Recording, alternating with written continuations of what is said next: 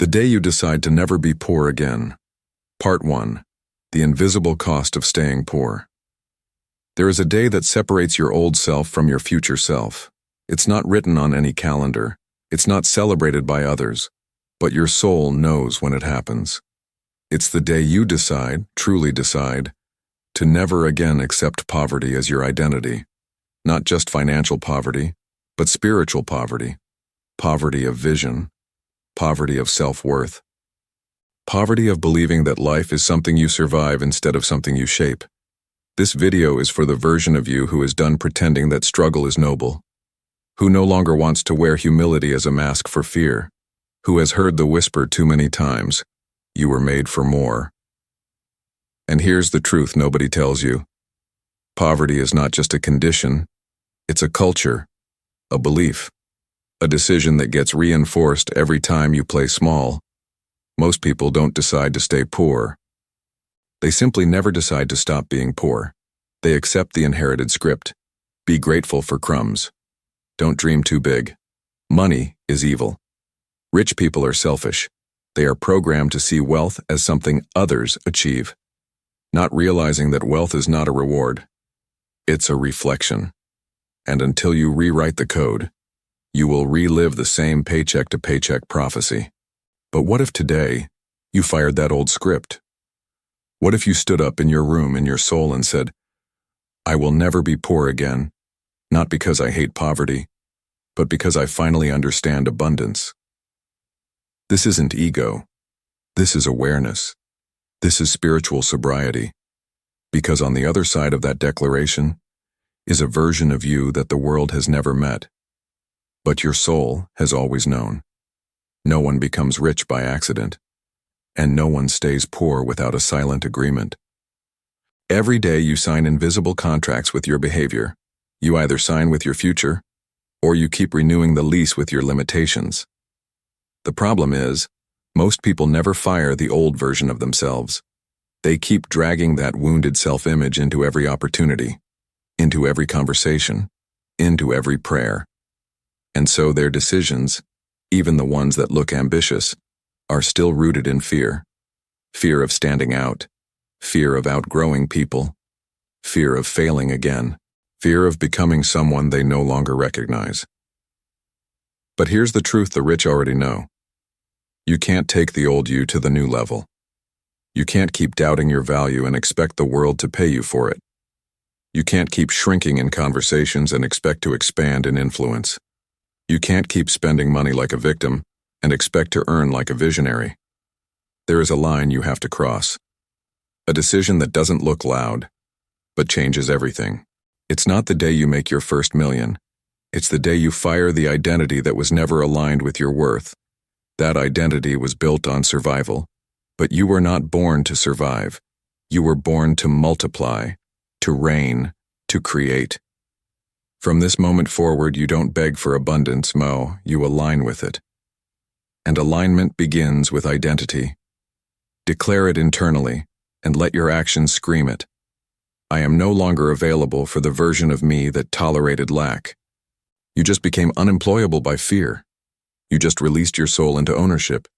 You just entered the day everything changes, not because the world said so, but because you did. Napoleon Hill never said wealth starts with money. He said it starts with a definiteness of purpose. Before you ever see dollars in your bank account, you have to possess clarity in your mind. That's why poverty is not a condition, it's a confusion. Most people live reacting to bills, reacting to opinions, reacting to fear. They don't think in vision. They don't build with intention. They wait for signs instead of becoming the sign. And that is exactly why money doesn't find them. Because money doesn't follow noise. Money follows structure. Money follows clarity. According to Napoleon Hill, the richest men in the world weren't the most educated. They were the most committed to one thing, an idea they refused to betray. That's the principle. Definiteness of purpose. Once your inner world stops wandering, your outer world stops lacking. But most will never taste this because they're addicted to indecision. They're in love with options. They call it freedom, but it's paralysis. They call it flexibility, but it's fear in disguise. The day you decide to never be poor again is the day you look at your life and say, no more confusion, no more maybe, no more almost. It's a line in the sand. And the people who honor that line, who build structure around their faith, are the ones who shift from survival to overflow. Because as Hill taught, riches don't chase the wishful, they obey the prepared. Most people never make the decision to be rich, they make the decision to escape being poor. And there's a world of difference. The first is a vision, the second is a fear. One creates a blueprint, the other creates a cycle. Napoleon Hill was clear. You can't manifest wealth while being emotionally loyal to lack, and yet that's what most people do. They say they want abundance, but they secretly believe that scarcity is safer. They dream of overflow, but sabotage any risk of expansion. They've trained their nervous system to trust the predictable misery of struggle, because deep down, they're afraid of who they'd become if success actually stayed. That's why the decision has to be spiritual first. It's not about setting a goal. It's about becoming someone your future can trust. When you decide to never be poor again, you don't just shift your income. You shift your posture. You walk differently. You respond differently. You don't negotiate with doubt anymore, because now you're not asking for permission. You're operating in conviction. You realize that money is not the master. You are. And your decisions are the signal, not to the world, to your mind, to your future, to the field of possibility around you. So here's the question. Have you made the decision, or are you still flirting with it? Only one of those becomes a new reality. Once you truly decide, something strange happens. You begin to disappear from old conversations.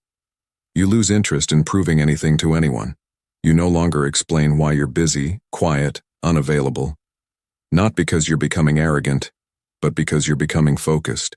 There's a phase of wealth that's completely invisible. It's not about flashy routines or loud affirmations. It's about a sacred withdrawal, a decision to stop entertaining what doesn't align. At first, people think you're distant, cold, maybe even selfish. But they don't know you're not avoiding them. You're avoiding poverty. You're building an ecosystem of mental clarity where wealth can land. You're protecting your bandwidth from opinions that only know how to maintain average. You're refusing to explain to people who never chose anything for themselves. Because here's the truth. Every destiny requires a period of disappearance. The caterpillar doesn't announce the cocoon. The silent season is not punishment. It's preparation. You start saying no to random spending, no to shallow pleasure, no to emotional distractions dressed as relationships. You realize your time is a currency, and every careless yes is an energetic overdraft. This is the inner exile of the wealthy. It's not about being seen. It's about being aligned. The retreat isn't always dramatic. Sometimes it looks like choosing sleep over scrolling. Sometimes it's staying silent in a conversation that no longer feeds your purpose. Sometimes it's logging off not out of laziness but out of discipline. Because real transformation isn't loud. It's not a post. It's not a motivational reel. It's a private contract you renew every single day with your future self. You start making decisions based on your destiny, not your doubts. You decline invitations you would have accepted out of guilt. You unsubscribe from noise disguised as urgency. You detox from environments that normalize lack. You start seeing success not as a goal, but as a consequence of internal order. And that inner order requires solitude, not isolation, but sacred space. The wealthy aren't just working harder, they're listening deeper. They know that if you don't retreat strategically, you'll repeat unconsciously. So they retreat into silence, into focus, into the rhythm of vision. Because only those who master the invisible realm can build something that outlasts noise. There comes a moment in every journey where logic can no longer guide you, where strategy fails, where no spreadsheet, no podcast, no productivity hack can unlock what your soul is seeking. That's when faith becomes the most intelligent decision you can make. Not blind faith, but a faith so aligned with your calling that it begins to magnetize exactly what you once had to chase. Because when your heart is clean and your intention is pure, life stops being a struggle and starts becoming a signal. Every thought becomes a seed, every word becomes a command, every step becomes a prayer. This is what Napoleon Hill hinted at when he said that faith is the head chemist of the mind. He wasn't being poetic. He was being precise. He knew that there's a point where desire must marry belief, or else it collapses into fantasy. And most people stay stuck not because they lack talent, but because they refuse to trust what's invisible. But the rich, the truly rich, and they act before the evidence. They invest before the applause. They walk before the crowd. Why? Because they're not following trends. They're obeying alignment. They understand that divine timing doesn't operate on human clocks. It honors conviction, not convenience. And when you're in alignment, you don't panic when it's quiet. You don't shrink when it's slow. You recognize that the silence is sacred, the delay is divine, and the waiting is where wealth is measured. There is a kind of guidance that doesn't shout, it whispers. It comes in stillness.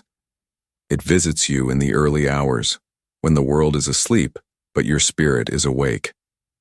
It doesn't always make sense on paper, but it makes peace in your chest. That's how you know.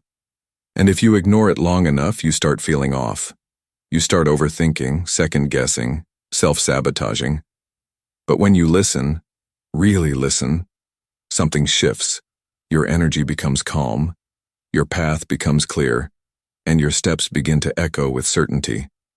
Not because everything is perfect, but because you're no longer trying to force the plan. You're following the pull.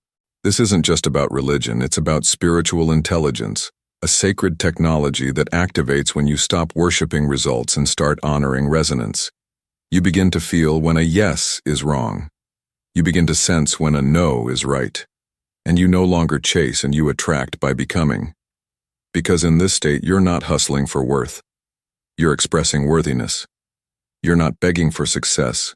You're embodying success. And that's when the shift happens. Doors open. People call. Ideas land. Because the universe doesn't respond to desperation, it responds to alignment. And when you live from that truth, you don't need validation. You become the validation. There's a kind of wealth that doesn't flash. It doesn't post. It doesn't prove. It doesn't beg to be seen. It's quiet. But it's undeniable. Because it's built not in the spotlight, but in the private hours where no applause exists, where the only one watching is you. And God. This is where legacy is formed. In the invisible decisions that no one will ever praise, but that shape the trajectory of your entire future. Most people never manifest their vision because they quit when no one's clapping. They need confirmation. They crave audience. They live for recognition.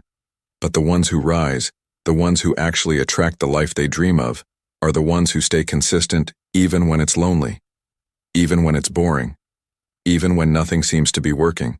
They choose alignment when emotion fades. They sow when they feel dry. They show up when no one's looking. Because they know, you don't get to your dream life by waiting to feel like it. You build it by acting like it's already yours. That's not delusion. That's discipline. That's the language of the rich. That's the behavior of the truly abundant. There is no applause for emotional self-control. No one will post about your spiritual consistency. No viral moment comes from the day you chose peace over panic. But those are the days that change everything. Because when you act in silence, you are speaking the language of trust. And the universe listens. When you wake up early and feed your mind with truth, when you choose thoughts that empower, when you stop explaining and just keep aligning, you are building wealth beyond what the world can measure. Every time you resist old patterns, you send a signal. I am ready. Every time you obey the vision instead of the voice of doubt, you sign your name on a new timeline. This is the reward. Not just money, not just success, but inner authority, peace, and the quiet knowing that you are in sync with a power greater than fear. People think success is an explosion. It's not, it's a vibration.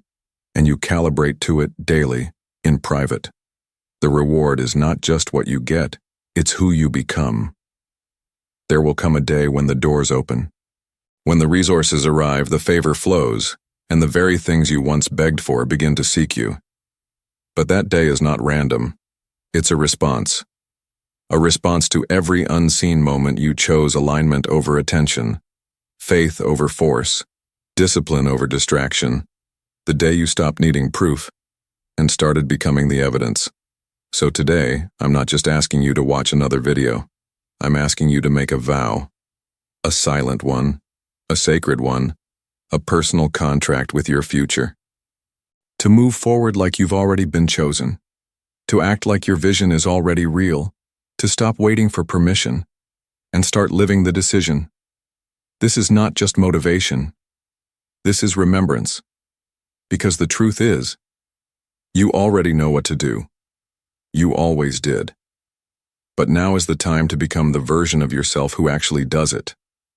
The world may never applaud your quiet commitment, but God sees it, and the reward is already on the way. If this message confirmed what your soul already knew, write in the comments, I decide, I align, I receive. Let this be your signature, your spiritual timestamp, your proof to yourself that you're not waiting anymore. You're walking.